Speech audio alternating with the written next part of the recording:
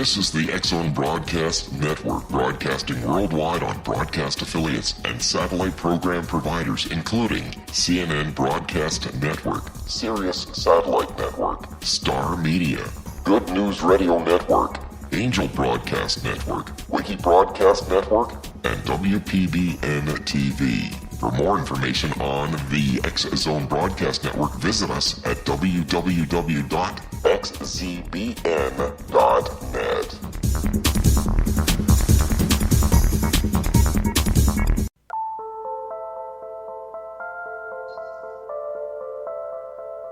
Welcome back, everyone, to Paranormal Stakeout. I'm your host, Larry Lawson, coming to you from the mothership of paranormal programming, the X-Zone Broadcast Network.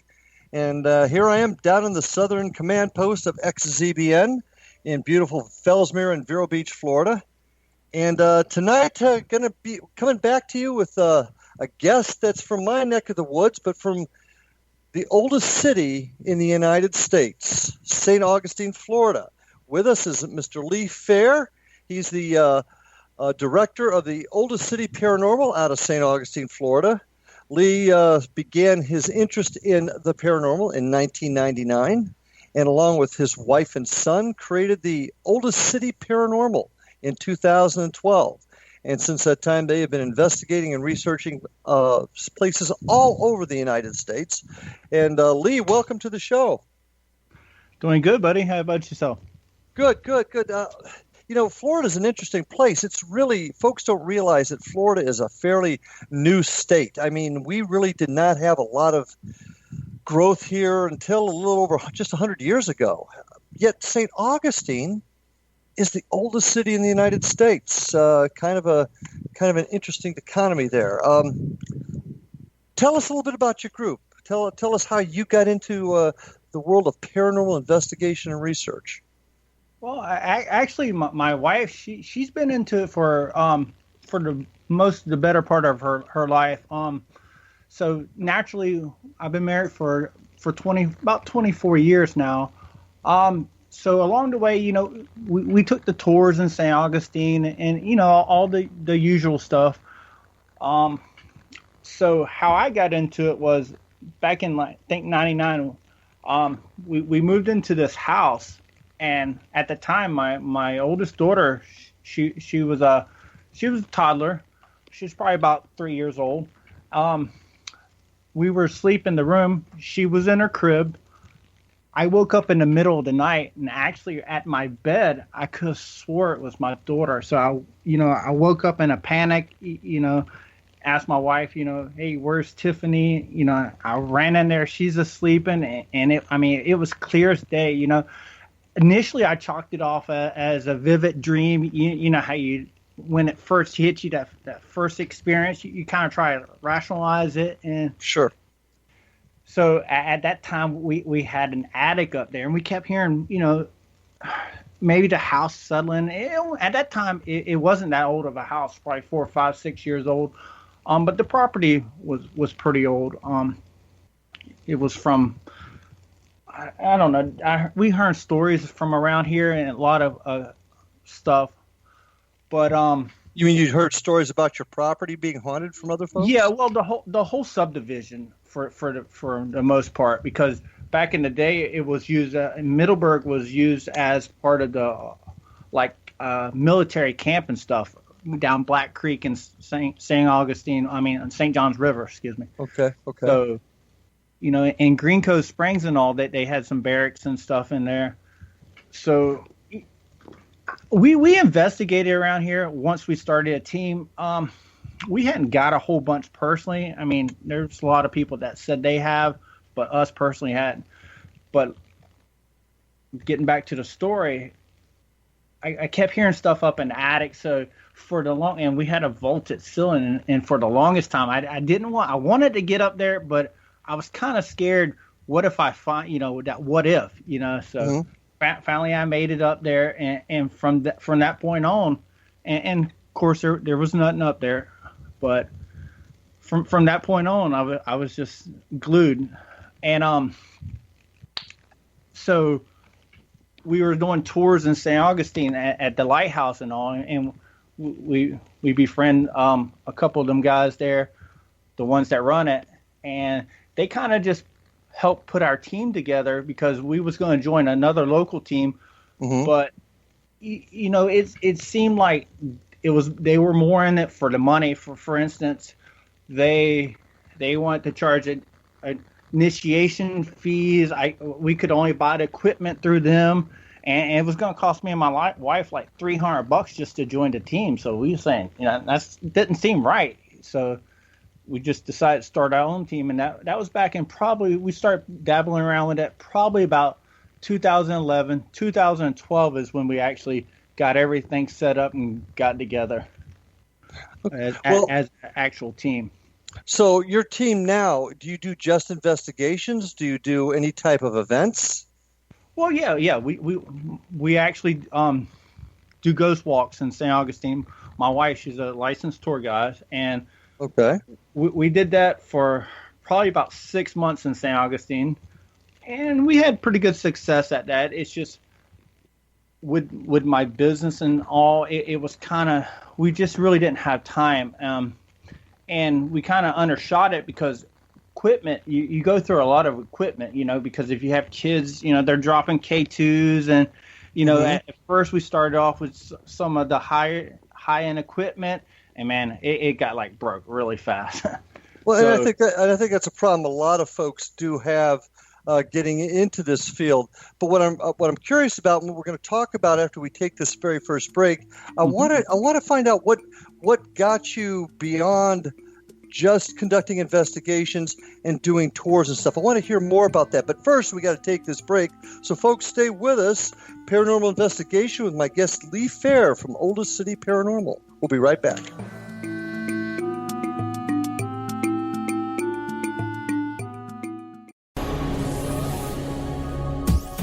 This is the X-Zone Broadcast Network, broadcasting worldwide on broadcast affiliates and satellite program providers, including CNN Broadcast Network, Sirius Satellite Network, Star Media, Good News Radio Network, Angel Broadcast Network, Wiki Broadcast Network, and WPBN TV. For more information on the X-Zone Broadcast Network, visit us at www.xzbn.net.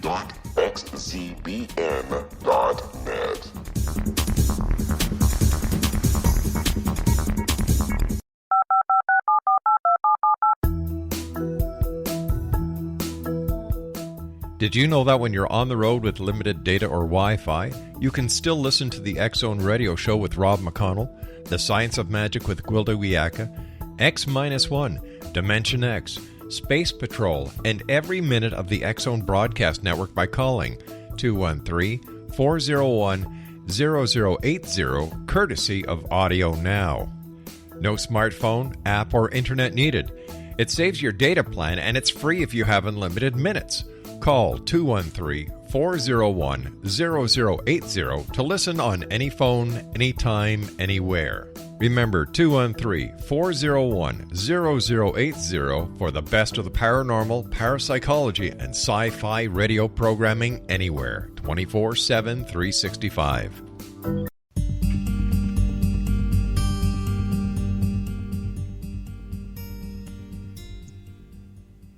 Welcome back, folks, to Paranormal Stakeout. My guest tonight, Lee Fair from Oldest City Paranormal, from the oldest city in the United States, St. Augustine, Florida. One of the real paranormal hotspots in this country, where some of the best ghost investigations have taken place. I think I've been up to St. Augustine myself and conducted investigations. Lee, you're in a spot that's a pretty commercialized place. Would you agree? I mean, St. Augustine, pretty commercialized. Absolutely. I mean, that's their lifeline, tourism. Without that, it'd be hard times. How did that play? I mean, I hear that, you had some experiences in your house. You never really had a big event up front, though, that got you into the field. Did I get that correct? No. We never really did big events. Well, I meant, I guess what I'm saying is you didn't have an event in your life that drew you or catapulted you into the world of paranormal investigation. Is that right? No, not just that one, and it was enough where for whatever reason, it just clicked, and from there on, I was hooked. At that point, we started, being close to St. Augustine.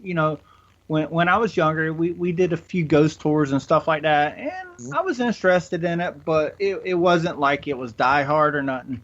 But until that one event, and maybe I just needed something to prove it to me, maybe. I don't know, but it clicked for sure at that point. Since you started, and now you're doing the tour, your wife's a licensed tour guide, and I know for a fact they have to go through quite a vetting process to do that. Does she do ghost tours or just the standard historical tours? Ghost tours. Okay. What do you do to compete in such a market like that? I mean, there's a number of big-time ghost tour companies in St. Augustine. How do you compete with them? Actually, that is part of the problem, and that's one reason that we hadn't did, because we hadn't did them a lot this year, because the ones that are in it, they got deep pockets, and I mean they just throw out just unbelievable amount a month advertisement, and that is really, really hard.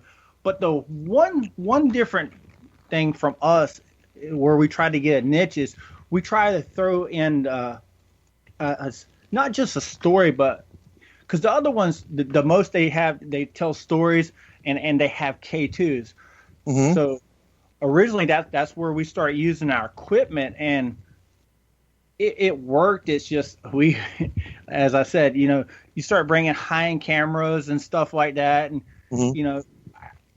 for instance, in 1 month we broke probably about 10 to 15 K2s, just something as cheap as that. Go ahead. I'm sorry. But what I'm getting at is it's a tough field, and there's no doubt that these tours, as well as television to some extent, does bring people out into the fold, gets the world of paranormal research and investigation into more of the mainstream. What do you guys do to help bring the folks out? Do you have a particular niche? Do you have a particular place that you investigate? And have you had any significant events occur at these venues? Has any of you guests seen a ghost, for example? Oh, yeah. Well, we try to stay on local, where we get a lot of word-to-mouth advertisement, because we're in pretty good with the locals around there at, like, for instance, Antiques and Unique Collectibles. That's one. It was actually the first jail in St. Augustine while the big ones was being built. It was actually from 1888 is when it was, and it's actually. Well, we have. Oh, I'm sorry. They're just editing over there beside me, and they was trying to flag me down for a second. I apologize for that. No problem. But it was built in the 1880. Go ahead. I'm sorry. No. Go ahead and finish. No, and so while we're friends with them, they bring in revenue from. They got a contract with one of the big giant ghost companies in St. Augustine. I won't mention their name or anything. So that's their bread and butter now. So they allow us to come in after them and stuff like that. Then we got another friend's Wolf's museum, and they have all kind of stuff in there as far as like artifacts, and they got voodoo room, and we did an investigation in there. We caught some pretty good evidence, a lot of K2s, a couple EVPs, and they actually have this room, a Lizzie Borden room, that has a lot of artifacts from the Lizzie Borden house, and that's a really good room too. Okay. What is the best investigation? Let's get away from the tour bit for a bit. Okay. Tell me about your most significant investigation that you've got a team of 5 full-time investigators, including you, your wife, and your son, 5 part-timers. Tell me about the most significant place you investigated, and what kind of evidence did you get? Well, it's for me, and each one of us probably got a different location. To be honest, Tell me yours. Tell me yours. Mine, I really like the Lighthouse. The Lighthouse in St. Augustine is a really great venue. I'm sure you're familiar with the Lighthouse. I've actually had the opportunity to investigate it. Yes. Yeah. And out of we caught on one of our videos, we caught the Shadow Man probably about 3 or 4 flights up. We've seen him quite a few times. We caught a lot. Well, I wouldn't say a lot. We caught a couple of Class A EVPs. Let's see. We in one of the rooms where you can actually smell cigars, like cherry cigars. Mm-hmm. We was in there one night, and there was absolutely nobody with cigars, and it was that cigar smell, cherry, plain as day, and it wasn't like they was telling us about it. It's just something me and my wife, we was going to the restroom, so we kind of peered off a little bit from the rest of the group, mm-hmm. and it was there. And we checked all the rooms to make sure nobody was doing that, and we did that. Out in the nature trails, we caught one of our first. I'm not a real big orb guy, to be honest.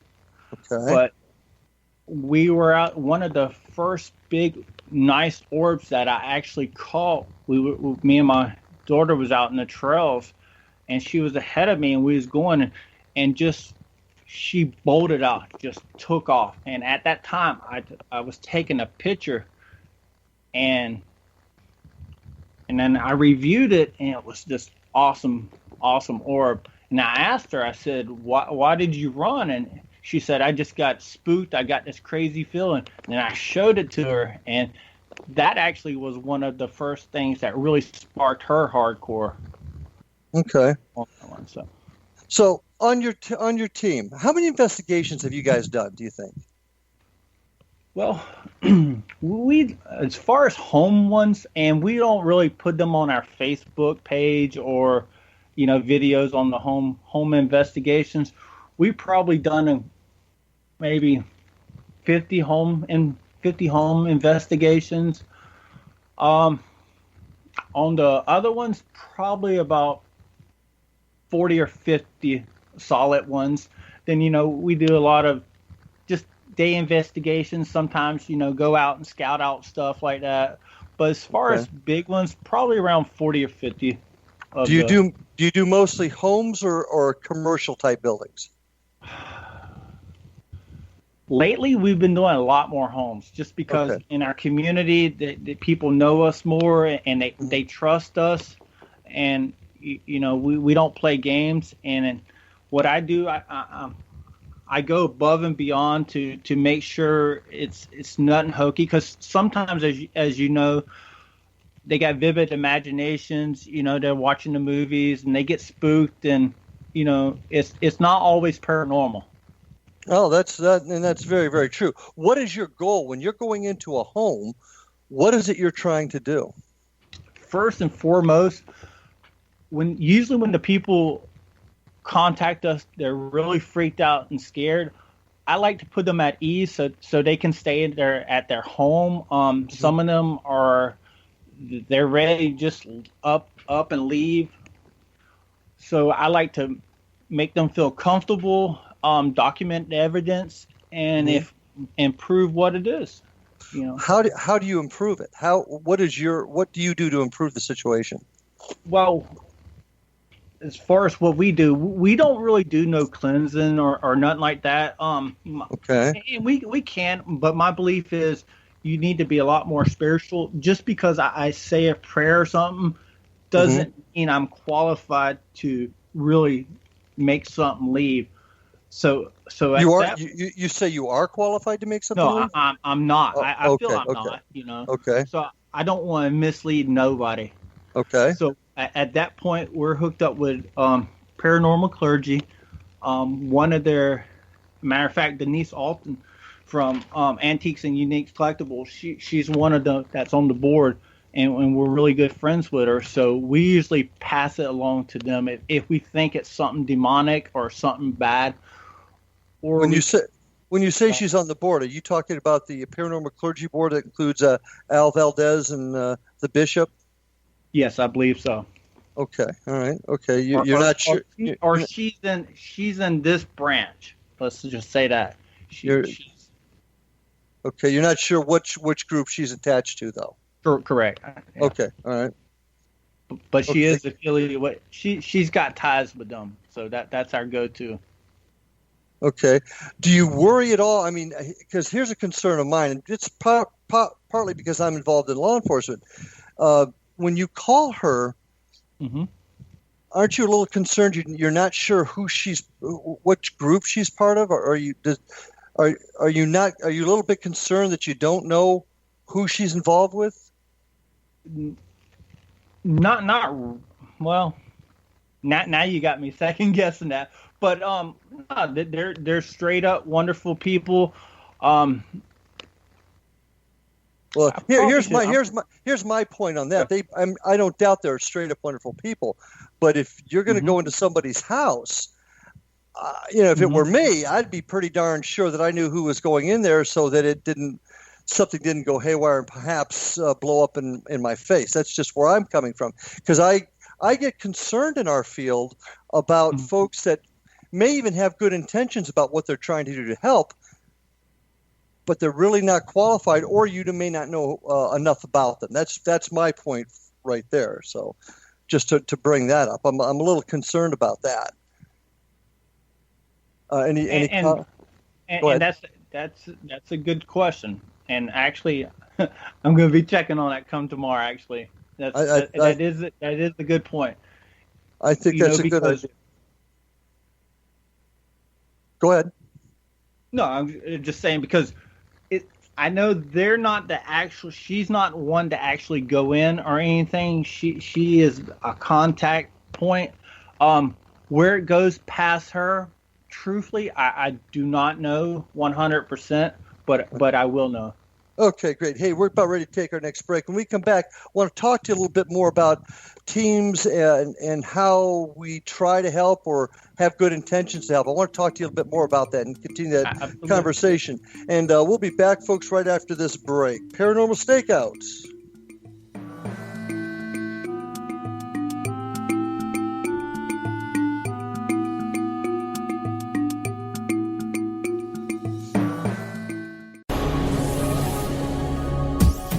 This is the X-Zone Broadcast Network, broadcasting worldwide on broadcast affiliates and satellite program providers, including CNN Broadcast Network, Sirius Satellite Network, Star Media, Good News Radio Network, Angel Broadcast Network, Wiki Broadcast Network, and WPBN TV. For more information on the X-Zone Broadcast Network, visit us at www.xzbn.net.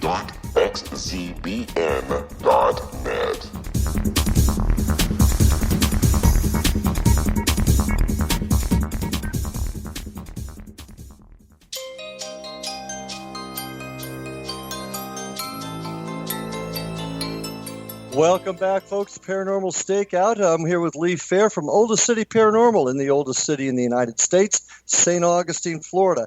And when we were talking before, Lee, we were kind of discussing the St. Augustine Lighthouse. And while that's pretty familiar territory for you and I, a lot of our folks don't know a lot about that. Can you give me a little history on the lighthouse? Yeah, absolutely. It was actually started being built. The actual current one was actually started being built in like 1870, 1871. Took about 4 years to build it. But before it was actually completed, the superintendent had two of his children actually killed there. There was four of them in a cart. Four of his children was in a cart with one of his slaves, a 10-year-old child slave. They was going down to the river in the cart, and it actually was supposed to stop at the gate, but the gate wasn't latched. It actually went in through the gate, flipped over into the inlet, and they were able to pull out two of the children, but two of them did die. Yeah. And I think it's important to know that when they were building it, that area, when they were building it, didn't have a lot of access by road, so everything was coming in by ship, and they had built that rail out into the what we call the Indian River, which is an intercoastal waterway, to bring the supplies up to the house, if I'm not mistakenly. Yes, and that's what the kids are playing on. And I've been, like I said, I've been in that museum or the lighthouse myself, and have experienced some pretty cool things. In fact, it was the site of one of the more spectacular events on one of the television shows a few years back. I think you'll probably remember that also, that TV show when they actually filmed a figure up there. But I want to clarify that, but now I want to kind of get back to what we were talking about a minute ago, because it's a huge concern of mine, and that's teams attempting, with good intentions, attempting to help folks, but perhaps not being qualified to do so.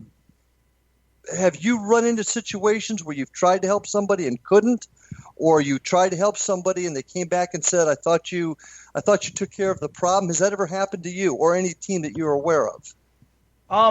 Actually, yes. There was one local team here, and we're actually friends with one of the co-founders now. And matter of fact, he turns a few of his cases over to us.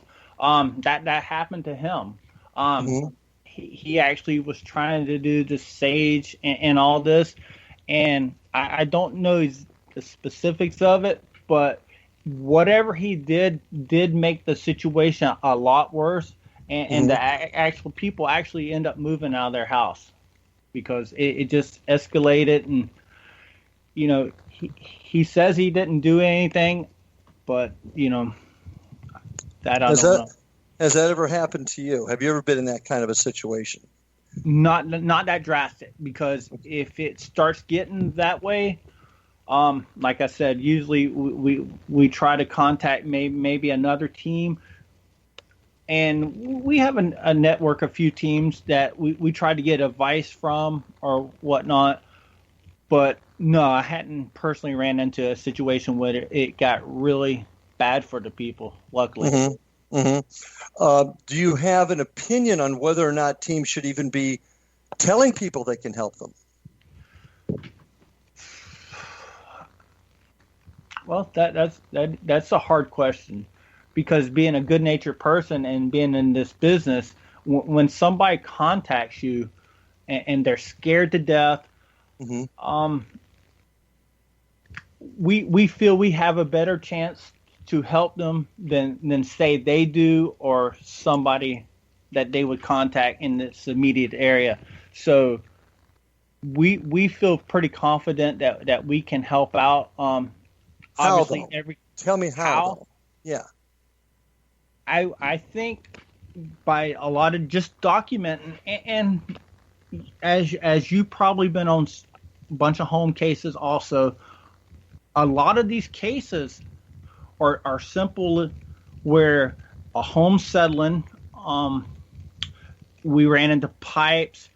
One case, for instance, where our friend turned us on to this, he kept saying that in this one display case that they had these old ancient, or I wouldn't say ancient, the antique like cups and not shot glass, but little dishes and whatnot, for instance, in there, and it kept spiking the K2, for instance, and these people was freaking out but what it was, they had a Wi-Fi router, and when you go right in front of that display case, it was striking up the K2s and the millimeters and all the meters, because it was amplifying off of that. Now, at that point, and maybe that goes back to where they wasn't qualified, as you was talking about, because he had these people in a panic that they had some attachment or whatnot, and they was pretty spooked. So when we was actually able to debunk that really calmed them. And to be honest, go ahead. No, good. I was just saying, I'm glad to hear that. It's just my big concern is paranormal investigators going in and making promises that we can't keep, despite good intention. There's plenty of folks out there that have the good intentions, but they really don't have the qualifications or the training to do so. So I'm glad to hear that what you did was able to debunk somebody else's mistake. But that's a big worry of mine, and a big worry of mine in the paranormal field, about folks saying they can do some things to help and then they're not able to. So go ahead. Well, with you saying that, I mean, what's the alternative? Because as qualified, I mean, what do you consider qualified? Well, basically, I think we're talking a little bit of apples and oranges. You're able to tell somebody that the noise they hear was a pipe. That's something most people can do, right? That have some background in the field. I get worried when people say I can help the spirit cross over, because not a lot of people can actually do that. That's my concern. Not. So let's change the subject a little bit here. I want to know, Lee, what is your opinion of what a ghost is? My opinion of a ghost is of an entity that hadn't crossed over personally. That's my belief. And with that being said, I think there's good ghosts and bad ghosts. And what I mean by that is same as people. You know, you got good people and you got bad people. And I think me personally, I like to categorize them where basically a demonic spirit is totally something different. It was never human form. It's just pure evil. Where a ghost was actually human is what I believe. And just like humans, sometimes it's a mischief ghost. Sometimes it's an angry ghost. Maybe how they pass wasn't kosher, and they're just trying to find a light. Perhaps they're confused. They're trying to get your attention. So a lot of people jump on the bandwagon where if they think it's bad, it's automatic demonic and it's a demon, and that's used a little too much in this field, because we hadn't personally ran into nothing super demon, to be honest. Okay. But what do you say? It's a spirit that has not crossed over. How and why are we able to see it or communicate it? How are you able to determine it's even there? What's causing that spirit to manifest itself? Why is it able to manifest itself? What's your theories on that? Well, I believe it's from the energy. Okay. It uses maybe energy from our lights, our cameras, our cell phone, our bodies. Our bodies conduct electricity. I mean, just maybe, you got a group of individuals in there that's hyped up or whatever. I can see where they could probably pull some energy from that. Why not? Do you think it's possible that sometimes human beings, in their desire to see something and the use of their energy, can perhaps create what somebody believes to be a spirit? Do you think that's possible? What do you mean? Where they think that they see something they didn't? Yeah, we did an experiment here in Fellsmere last January, where a very well-known individual in the paranormal field actually conducted an experiment where everybody in a room, in their minds, thought of one word, with the belief that word could actually, that energy from that word, if you will, would come out in an EVP. In other words, they thought about one word so hard that when they ran the recorders, that word came out. And the theory being that the human mind creates so much energy that we actually can produce our own evidence. Does that make sense? Yeah. And what are your thoughts on that? Well, that's an interesting question, but or a statement. Actually, I could see that. I would tend to believe that more than not. Okay. Yeah. Okay. When you're conducting your investigations, what is the most common piece of evidence you get for your team? For my team, I mean, probably a lot of shadow figures. Okay. I mean, and like I said, or actually the most common you're going to get would be orbs, and some people are huge orb believers. Like I said, me, I is some of them energy? Absolutely. But here in Florida, we got a lot of dust and a lot of bugs, So. Yeah, and I'm not a big orb guy myself, but my point, what I'm trying to get here is I'm trying to find out exactly how your team looks at the entire phenomenon. Many groups have their own theories. Some believe it's a dimensional issue where dimensions are crossing over. Some people believe it's the energy that you're talking about. What I'm trying to get a handle on is how old is City Paranormal? How do you view it? And what direction do you take to try and prove or disprove your evidence? Is it the energy from the spirit? Is it what is it in your mind? I'm not quite grasping it. Right. I think it's energy from the spirits personally. Okay. And you're just thinking they're not crossing over. Yes, that's my belief. Okay. Have you ever actually seen an apparition yourself? Partial. I never seen a full apparition. Not yet. I hadn't had the privilege. I would love to say I have, but I'm not gonna lie and say that. No, I'm glad. And when I say partial, at first I thought it was a shadow figure, but when we reviewed it was too light for it, and it had what it appeared to be clothing. But, some people thought it was a shadow on the team. Some people thought it was apparition. But I think it was more an apparition. Okay. All right. Well, what we're going to do is we're going to take our last break here in just a couple of seconds. And I'd like to, invite everybody out there. Go to Lee's website, oldestcityparanormal@gmail.com. Take a look at his website and some of the things he has on there. And I certainly would encourage you all to visit St. Augustine, Florida. It's quite a place. It's full of a lot of paranormal energy. With that, stay with us, folks. We'll be back for our last segment of Paranormal Stakeout in just a few minutes.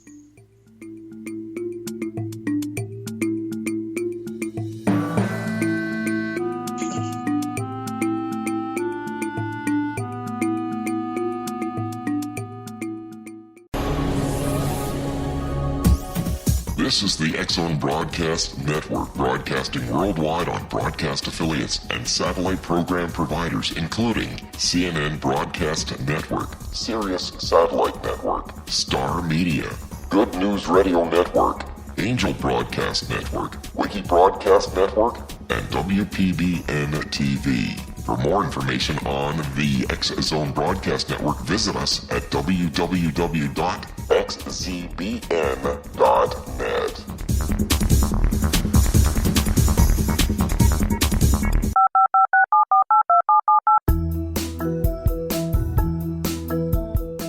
Did you know that when you're on the road with limited data or Wi-Fi, you can still listen to the X-Zone Radio Show with Rob McConnell, The Science of Magic with Gwilda Wiyaka, X-1, Dimension X, Space Patrol, and every minute of the X-Zone Broadcast Network by calling 213-401-0080, courtesy of Audio Now.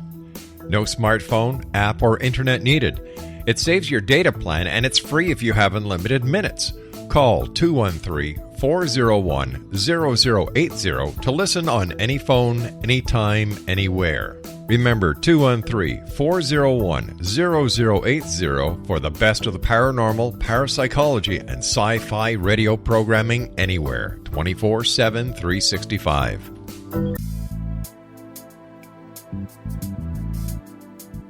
Welcome back, folks, to Paranormal Stakeout. I'd like to invite all of you folks to take a look at all the terrific programming on the X-Zone Broadcast Network.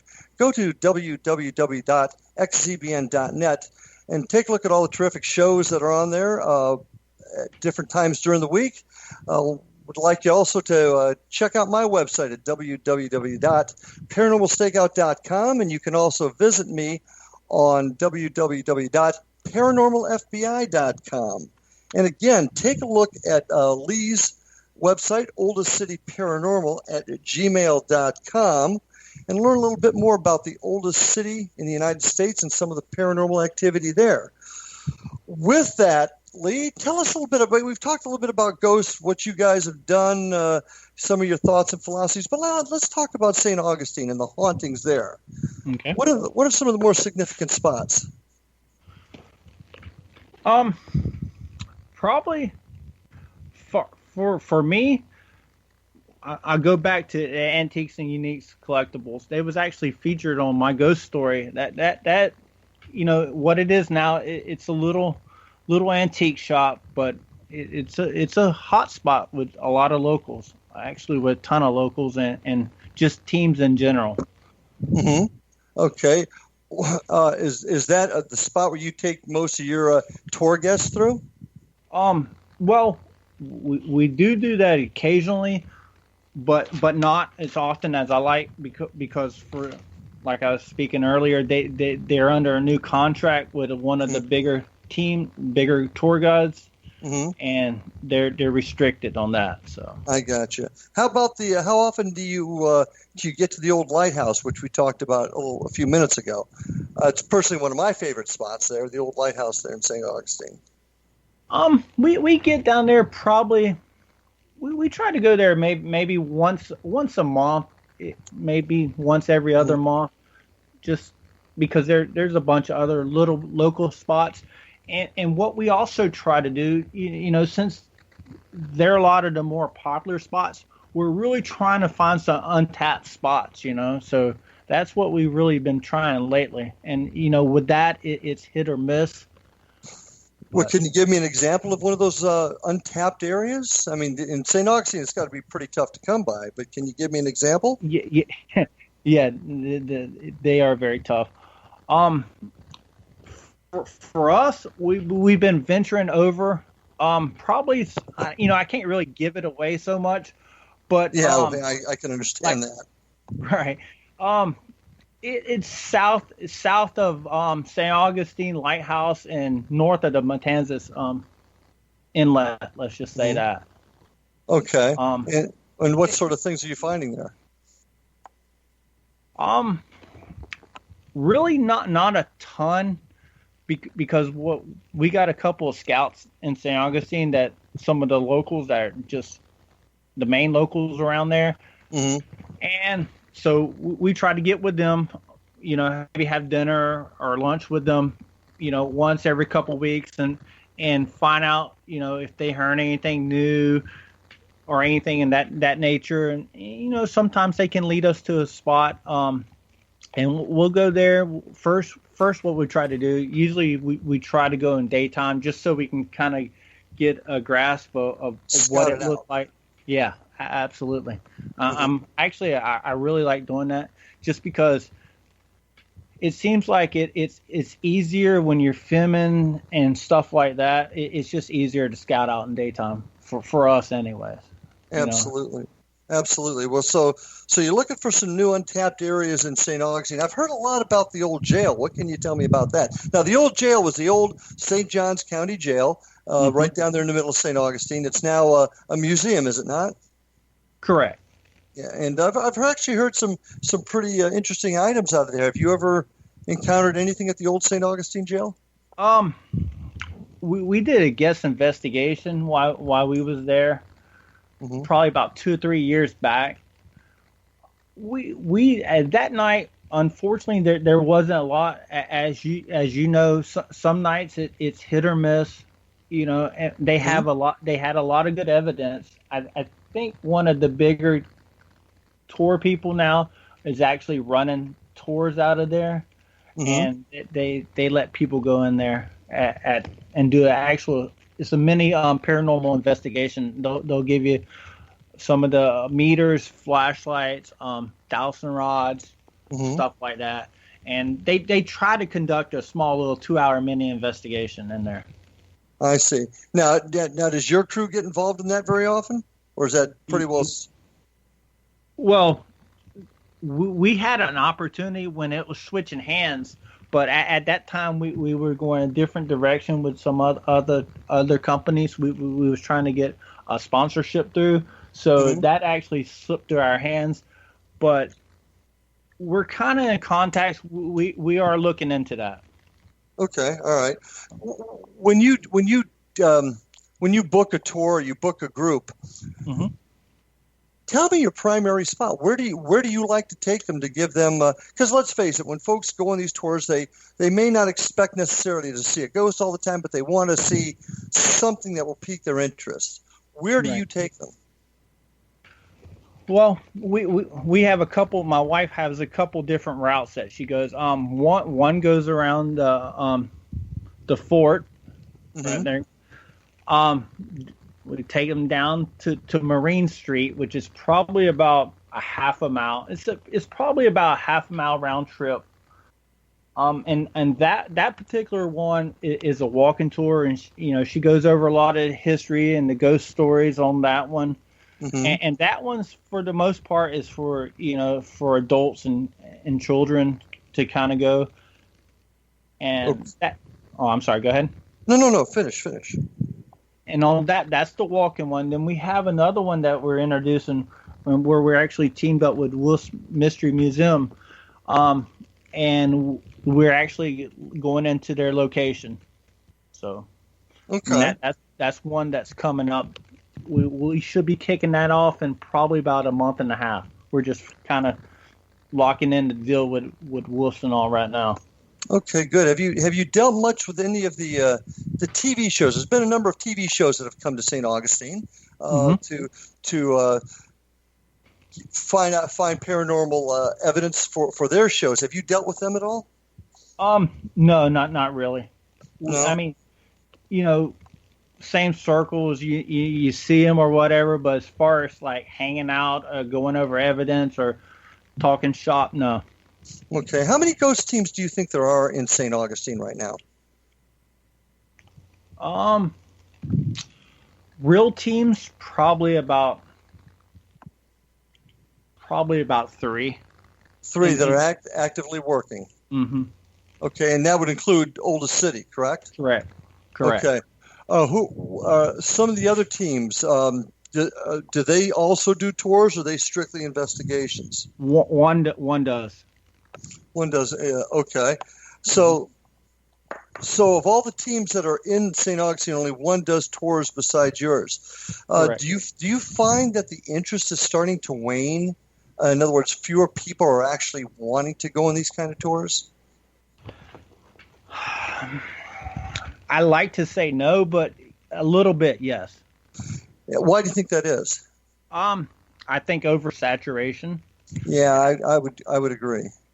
And economy has a lot to do with it. Not as many people maybe travel. Mm-hmm. Maybe I don't.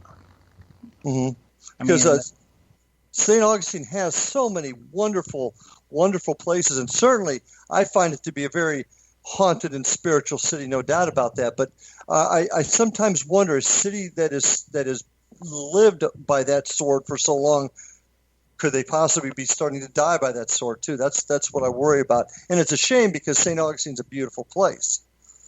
But if you had one spot in our last couple of minutes, I want you to think about this and tell us the one spot. If somebody was to go to St. Augustine, mm-hmm. and want to try to obtain some type of good, solid paranormal evidence, where would you send them and why?